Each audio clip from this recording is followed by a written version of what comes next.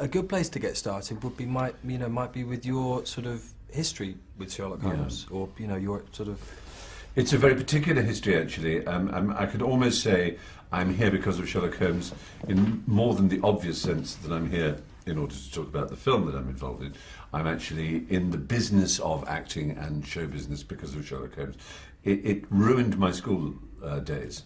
I was so obsessed with Sherlock Holmes that as a very, very young boy, I joined the Sherlock Holmes Society of London, which is the biggest and original. In fact, it's no longer the biggest. The biggest is the American, the Baker Street Irregulars. But there are all over the world Sherlock Holmes societies. There's something about the nature of the character. There's something so real about him, so peculiarly identifiable that there are all kinds of people who are devoted to him, not in too nerdy and weird a way. They're just fascinated by the detail of it all. And I was as a child. I mean, I could tell you everything. I could tell you that there were 17 steps from Baker Street up to his rooms. I could tell you every detail of the fireplace and the furnishings, and I could tell you the names of the characters in every one of the stories. I could quote long passages from it. I mean, it was a complete nerd. It's really weird. In the same way that plenty of kids could do the same for football, I was doing it with Sherlock Holmes. But it so happened when I was 14, I got permission from my housemaster at school. You probably know what a housemaster is in America now because of Harry Potter. I had a very Harry Potter childhood. I was sent away by train to a prep school when I was 7 to board there and stayed, and then went to the big school and you were in houses. They weren't called Hufflepuff and Gryffindor, but they had similarly stupid names. And my housemaster gave me permission one Friday to go to a meeting of the Sherlock Holmes Society of London, where I was going to deliver a paper. I don't mean, I was going to say, here's your copy of the Times. I meant read something that I'd written, and a so-called academic insight into the relationship between T.S. Eliot and Holmes, which was the famous poem Macavity, the Mystery Cat, and how it's based entirely on Moriarty, the villain in Sherlock Holmes. And they were being very charming to me. The place was run by the weirdest aristocrats. The magazine was edited by the Marquis of Donegal, and the chairman of the society was Lord Gorbooth. And it was held in the Royal Commonwealth League or Royal Commonwealth Club, one of those strange ancient clubs. But unfortunately, that particular time, I had a wonderful evening, and I stayed at the bed and breakfast hotel that the housemaster had arranged that I would stay with, and had my ticket to go straight back to school the next day. And as I was walking to the station, I passed a cinema, and Cabaret was on. And although I was 14, I looked a bit older, and I somehow persuaded them I was older, and I went in to see Cabaret, the film.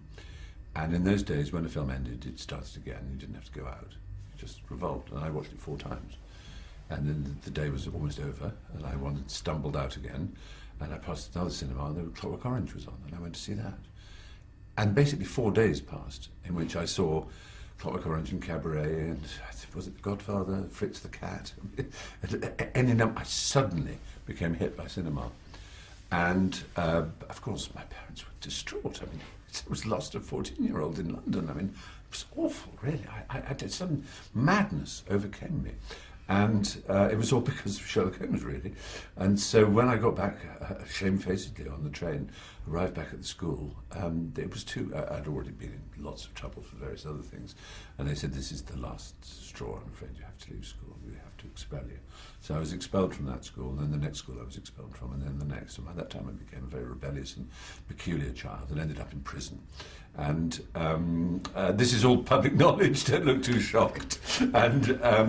And if you picture me lying on with straw and the shadows of prison bars on me in a sort of cinematographical way, that's when I realised that I had hit rock bottom, and that I must change. And I started to. I'd always been a reader, voracious reader. The Sherlock Holmes had only been the start, and insomnia had meant that I'd read as a child so much that I had compendious knowledge of literature. So I decided I would go to Cambridge University, and so obviously I had to leave prison. Obviously, once I'd left prison, I had to enroll in this college, not tell them that I was a jailbird, and did this special 1-year course of exams and took the Cambridge entrance and fortunately won a scholarship to Cambridge, where I read English literature, and that's where I met Hugh Laurie and Emma Thompson and John Swinton and various others, and we all did these comedy things together, and left university and found myself with a screen, an equity card, and then a SAG card, and doing this business we call show. So, and then full circle, 30 or 40 years later, I find myself playing Sherlock Holmes's smarter brother. So yes, Sherlock Holmes means a great deal to me. Fabulous story.